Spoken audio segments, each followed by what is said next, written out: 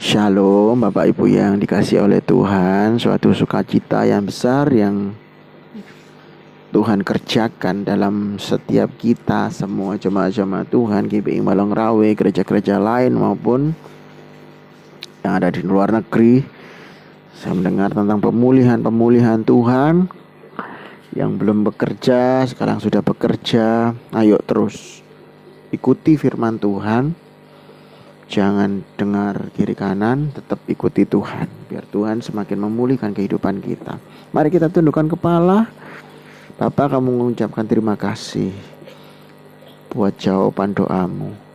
Tetapi kami yang belum mendapatkan jawaban doa, terus biarlah kami mendapatkan kebenaran firman Tuhan. Kami semakin dikuatkan, kami semakin diubahkan. Kehidupan kami semakin diperbaharui, dikoreksi. Dan ada pertobatan Tuhan. Kami percaya Tuhan, ketika kami bertobat, tentunya kami yang salah jalan akan dikembalikan jalan. Jalan kami yang salah, yang tidak mendapatkan apa-apa, tidak mendapatkan keuntungan, tidak mendapatkan keberhasilan, akan dikembalikan kepada jalan Tuhan. Jalan yang penuh dengan proses, tetapi ujungnya menuju kepada keberhasilan. Terima kasih Tuhan buat rencanamu di dalam kehidupan kami, di dalam nama Tuhan Yesus. Haleluya, amin. Kita masuk di dalam renungan harian Kristen yang ke-11 di dalam 2 Tawarik pasal yang ke-18. Sebuah firman Tuhan yang akan menguatkan buat setiap kita. Kita buka di dalam 2 Tawarik pasal ke-18 ayat yang ke-11, 10 sampai yang ke-16. Oke ya. Maka Zedekia bin Kena membuat tanduk-tanduk besi lalu berkatalah, beginilah firman Tuhan, dengan ini engkau akan menanduk Aram sampai engkau menghabisi mereka. Juga sebuah nabi itu bernubuat demikian, katanya, majulah ke Ramon Gilead dan engkau akan beruntung, Tuhan akan menyerahkan ke dalam tangan raja. Suruhan yang pergi memanggil Mika itu berkata kepadanya, ketahuilah nabi itu sudah sepakat meramalkan yang baik bagi raja. Hendaklah engkau juga berbicara seperti salah seorang daripada mereka dan meramalkan yang baik. Tetapi Mika menjawab, demi Tuhan yang hidup, sesungguhnya apa yang akan difirmankan Allahku, itulah yang akan kukatakan. Setelah ia sampai kepada raja, bertanyalah raja kepadanya, Mika, apakah kami boleh pergi berperang melawan Ramon Gilead dan atau membatalkannya? Jawabnya, majulah dan kamu akan beruntung, sebab mereka akan diserahkan ke dalam tanganmu. Tetapi raja berkata kepadanya, sampai berapa kali aku menyuruh engkau bersumpah supaya engkau mengatakan kepada aku tidak lain dari kebenaran? Lalu jawabnya, setelah aku lihat seluruh Israel bercerai-berai di gunung-gunung seperti kambing domba yang tidak mempunyai gembala. Sebab itu Tuhan berfirman, mereka tidak punya Tuhan. Baiklah masing-masing pulang ke rumahnya dengan selamat. Nah, ya, firman Tuhan. Kalau kita melihat firman Tuhan, hari-hari ini, kalau kita ingin mengalami peningkatan, percepatan, kita harus sering kali bertobat. Sering kali kita menyesal akan salah jalan, menyesal terhadap salah langkah, menyesal pada keputusan yang salah. Kita harus kembali kepada firman Tuhan. Kita harus kembali kepada ucapan Tuhan. Kita mau mana? Permen yang manis atau obat yang pahit? Kalau permen yang manis, sebuah ilustrasi mengatakan, yang saya berikan permen yang manis atau obat yang pahit. Permen yang manis tidak akan pernah bisa menyembuhkan. Di mulut enak, tapi menyembuhkan tidak. Tetapi sebaliknya pertobatan itu seperti obat yang pahit. Dengarnya seperti tajam sekali. Dengarnya seperti tidak enak sekali. Tapi apakah obat itu menyembuhkan kita? Ya. Obat itu akan menyembuhkan kita. Sekalipun di mulut terasa tidak enak. Tapi dia akan mengobati tepat pada titik di mana kita mengalami sakit penyakit. Jadi biarlah hari-hari ini kita minum obat yang datangnya daripada Tuhan, yaitu firman Tuhan. Ini akan mengobati setiap apa yang kita hari ini begumuli. Kita akan diarahkan seturut dengan firman Tuhan yang melenceng kembali lagi ke jalan lurusnya Tuhan. Ini mengisahkan tentang Yosafat dan Ahab. Ayat yang pertama kita bisa membaca Yosafat kaya dan Ahab. Yosafat adalah raja Yehuda dan Ahab adalah raja Israel. Loh, Pak kok pisah? Dulu memang pisah. Ada raja Israel, ada raja Yehuda, perpisahan gitu. Belum menjadi satu kerajaan seperti sekarang yang namanya Israel, negaranya Israel. Tapi memang dulu berpisah seperti itu. Pada waktu itu mereka ingin merencanakan untuk menyerang satu tempat, yaitu di Aram.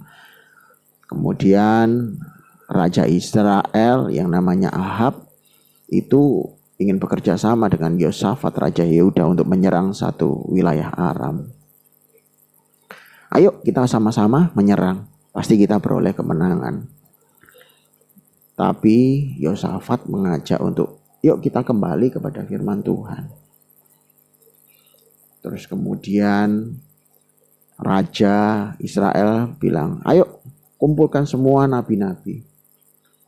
Nabi-nabi berkumpul banyak, termasuk di dalamnya ada namanya Zedekiah bin Kenan. Zedekiah mengatakan seperti ini. Setelah berdoa, menurut kami, Tuhan menyampaikan seperti ini. Kamu akan maju, menandu Aram, sampai menghabisi mereka. Nabi-nabi juga mengatakan seperti itu. Kamu akan maju ke Ramon Gilead, tempatnya itu ya. Dan kamu akan beruntung. Dan kamu akan menang. Dan Tuhan akan menyerahkan semua wilayah itu ke dalam tangan raja. Nah, apakah ini benar? Nah, kadang-kadang kita tanya kepada nabi-nabi palsu. Nabi-nabi palsu itu apa? Orang yang berbicara tidak sesuai dengan firman Tuhan. Memakai otak dan pikiran mereka sendiri.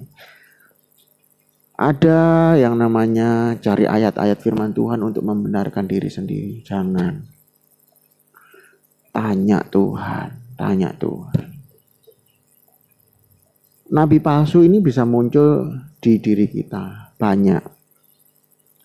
Selain kita mencari pembenaran melalui firman Tuhan, selain itu kita juga bisa tanya ke sahabat kita, orang tua kita, tetangga kita, pada orang yang tidak menyampaikan sesuai dengan kebenaran firman Tuhan. Orang yang tidak sesuai dengan isi hati Tuhan. Banyak. Tanya ke diri kita sendiri, ini juga bisa jadi nabi palsu. Tanya ke tetangga, bisa juga jadi nabi palsu. Tanya kepada keluarga yang belum mengenal Tuhan. Tanya kepada orang tua, tanya kepada semua yang pakai pikiran sendiri, itu namanya tidak berdoa dulu, menyerahkan kepada Tuhan. Tanya sekeliling kita ini bisa jadi nabi palsu. Kita akan kacau, jadinya kacau. Kemudian kita memutuskan suatu hal, jebret, seperti layaknya raja Israel. Ayo berperang. Akhirnya mereka berangkat berperang.